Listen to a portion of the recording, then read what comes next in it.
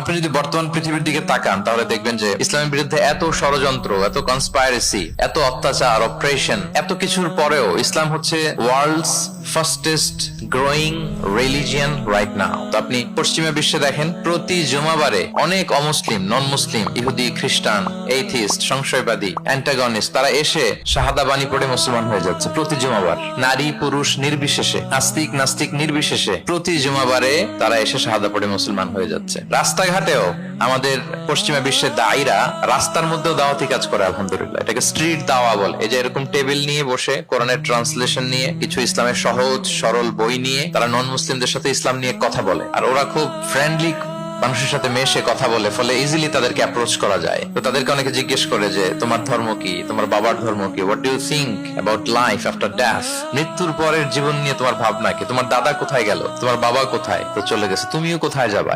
এইভাবে যখন জিজ্ঞেস করে নন মুসলিমদেরকে, তাদেরকে যখন ভাবায়, ভাবাতে ভাবাতে ভাবাতে ভাবাতে ইসলামের বাণীগুলো যখন তাদের সামনে পেশ করে, তারা যখন কনভিন্সড হয়, অনেক খ্রিস্টিয়ান, অনেক জুইশ, অনেক নন মুসলিম ওই রাস্তার ওই দাওয়া কাজের মধ্যে, স্ট্রিট দাওয়াতেই ওইখানেই ঘোষণা দেয় আশহাদু আল্লা ইলাহা ইল্লাল্লাহ ওয়া আশহাদু আন্না মুহাম্মাদান আবদুহু ওয়া রাসূলুহু। রাস্তায় আধা ঘন্টা দাওয়া কাজের মধ্যেই ওরা কনভিন্সড হয়ে মুসলমান হয়ে যায়। গোটা বিশ্বব্যাপী এভাবে ইসলামকে আল্লাহ তাআলা ছড়িয়ে দিচ্ছেন। কেউ এর অগ্রগতিকে থামায় রাখতে পারবে না, অসম্ভব।